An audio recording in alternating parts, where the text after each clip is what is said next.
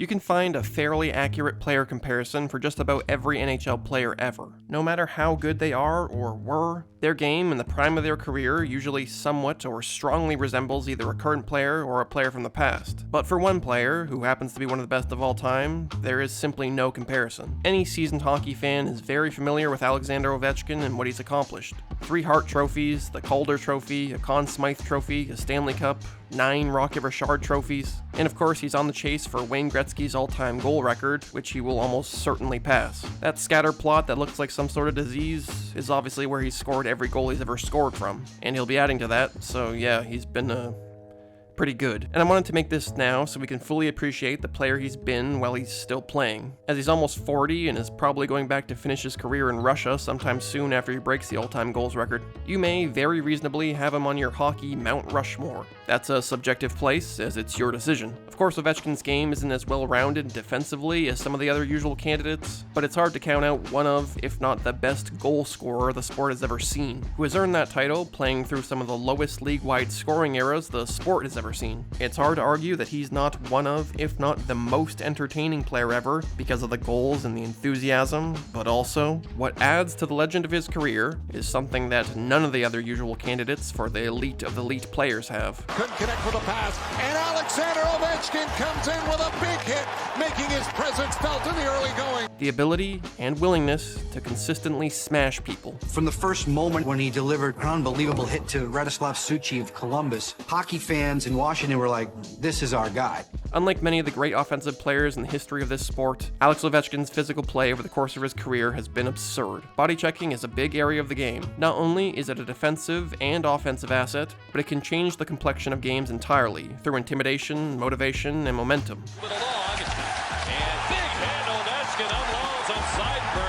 Dougie Hamilton knows that's Ovechkin. He doesn't want to go in there first. Yeah, he might have thought it was icing, but he doesn't want to go in there first.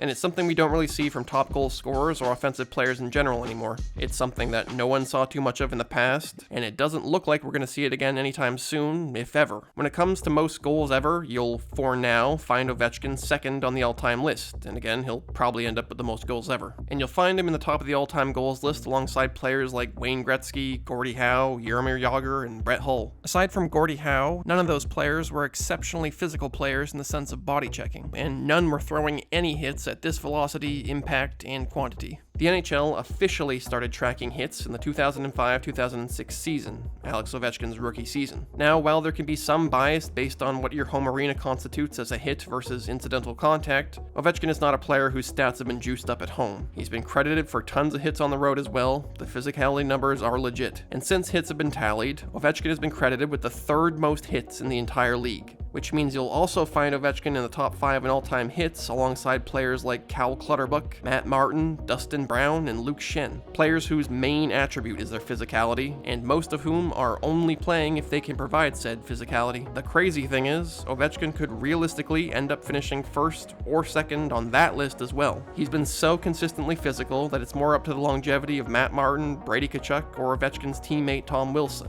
Nevertheless, Ovechkin is up there with the league's top hitters year after year. You have to go down to number 42 on the all-time hit list to find the next player who's scored 40 goals in a season, which is Jamie Benn, who's had one 40-goal season. Ovechkin has almost twice as many hits and only around 300 more games, and he's had 13 40-goal seasons. Now, even though offensive players who play a physical game are in general a dying breed, has there ever been a player to produce even close to both on Ovechkin's level? Some recent players who are even worth being in the discussion are players like Jarome Iginla or Brendan Shanahan, and I would say the most similar combination of offense and physicality would have to have been Eric Lindros, who, believe it or not, didn't just get tombed with his head down, he could really dish it out. But still, while those players excelled in their own sort of similar ways, none of them were absolutely cleaning people out in open ice and on the forecheck, left, right, and center as much as Ovechkin has, and they certainly weren't consistently scoring as many goals as he has, so there definitely hasn't been a player quite like Ovechkin in the past.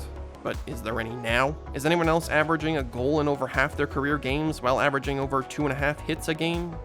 No. If we're looking for similar players in the sense of play style, there's simply no one who fits all the integral categories. Ovechkin's stature plays a large role in his abilities. He's 6'3", the height of players like Pat Maroon and Matt Martin, making him around the 115th tallest player in the league, which is far above average. but he weighs 238 pounds, making him the 8th heaviest player in the league, at about the same weight as Canadiens enforcer Arbor Xhekaj. Ovechkin plays the left wing and shoots right. The way you shoot can determine certainly not all, but some of the aspects of play style. It isn't a must-match, as there's anomalies, but it's worth considering. Dominant, consistently high-scoring, right-shooting wingers include players like Artemi Panarin and David Pastrnak, though only Panarin plays the left wing, as Pastrnak plays the right. Like Ovechkin, as far as special teams go, you won't find Panarin killing penalties, but you will find them both logging the most power play ice time on their teams, both operating primarily from the left side. Even in Ovechkin's prime, his incredible power play success often came with minimal movement, capitalizing off of cross ice and passes that a cycle plays with lethal one-timers, with success rates similar to what we see from Leon Draisaitl. Though despite scoring plenty of goals from almost a standstill, in his prime, Ovechkin did put himself on the line to get hit by carrying the puck very often, relying on his skating and quick hands to force plays and create offense from nothing, much like Nathan MacKinnon.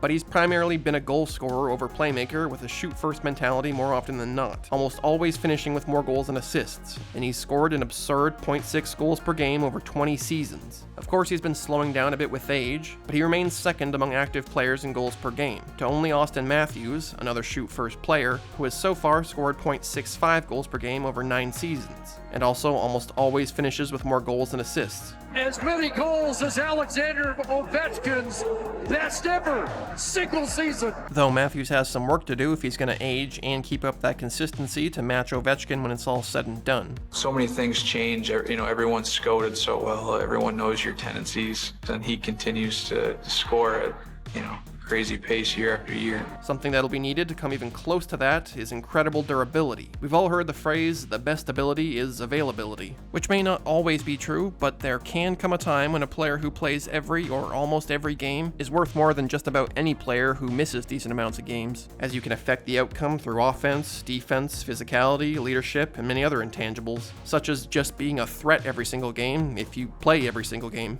and therefore you may end up being more valuable as a whole than someone who puts up more goals or points in less games. Sure, that has its limits. Sometimes very good players that miss decent amounts of games are still worth more than just about anyone else, but Ovechkin has been ridiculously durable while putting up crazy numbers. Excluding this current season where he suffered the most long-term injury of his career, a broken leg. We talked about how durable he's been throughout his career. This is not something you see very often at all for Ovechkin. Ovechkin played in 96.02% of the Washington Capitals regular season games, and many of the few games he's missed were for non-durability related reasons, and he's played in 100% of their playoff games. Also excluding this ongoing season, where Austin Matthews has now also missed a decent chunk of time, Matthews has played in 90.93% of the Maple Leafs regular season games, and 96.49% of their playoff games. Ovechkin is 39 years old in the midst of his 20th season. Matthews is 27 years old in the midst of his 9th. That shows how hard it is to stay on the ice, let alone at that goals per game pace, and what kind of durability will be required to match Ovechkin's goal total when it's all said and done. And remember, Ovechkin is about as physical as players come. He's been this durable while his hit averages are comparable to players who are only in the NHL essentially solely to hit. Overall, Steven Stamkos and Artemi Panarin probably have the most similar styles of play offensively, as well as durability in the case of Panarin actually, but they don't really play a particularly physical game. A stat I keep track of is something I call the grit list. I view the grit list as something to replace the idea of the Iron Man streak. Obviously, playing in so many consecutive NHL games is still a miraculous accomplishment, but it's usually reserved for players who don't play particularly physical games whatsoever, because it's harder to play in all the games if you're a physical player. So to have a season worthy of making the grit list, you have to play in at least 75 games and rack up 200 hits. As far as the all-time leaders go, Garnet Hathaway and Tom Wilson have done it 4 times, Troy Brouwer did it 5 times, Matt Martin and Kyle Clutterbuck have done it 6 times, so did David Backes, while Milan Lucic and Dustin Brown did it 8 times. All some of the most physical and durable players to ever play this game. Ovechkin has done this 9 times.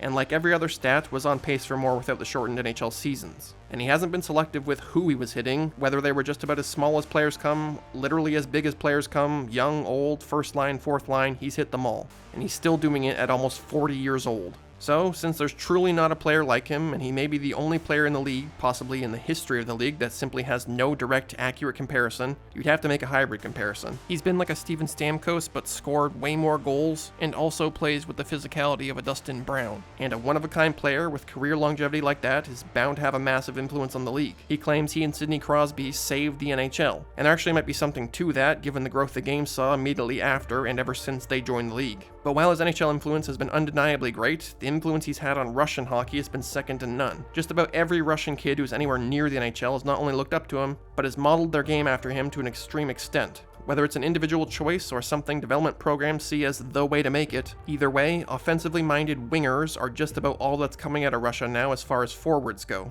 While fans are missing out on watching Ovechkin and some of the best wingers, goaltenders, and young defensemen in the league, with Russia not competing in international competitions, if Russia were to be in the Four Nations face-off or the next Olympics, they're going to have a significant hole at center, one that they'd probably have to fill with wingers, and you can only assume the possibility of being the next Ovechkin has had a lot to do with it. But again, we don't see physicality like this from high-scoring players no matter where they're from. It's not something you can just inject into a player's game. They usually have it or they don't. And the more you try and find a single comparable, the more you realize this guy is the extreme anomaly. The Rocket Richard Trophy only started being awarded in 1998, where Teemu Selanne became the first ever recipient. Again, Ovechkin has won the award 9 times, and he's been in the top 5 in goals scored 15 times. Since hits have been tracked, Ovechkin is the only Rocket Richard winner to finish in the top 10 in hits, and he's done it 4 times. Actually, he's the only Rocket Richard winner to finish in the top 20, 30, 40, or 50 in hits, and only 3 others have ever finished in the top 250. Jonathan Cheechoo was 60th in 05-06, Vincent Lecavalier was 84th in 06-07,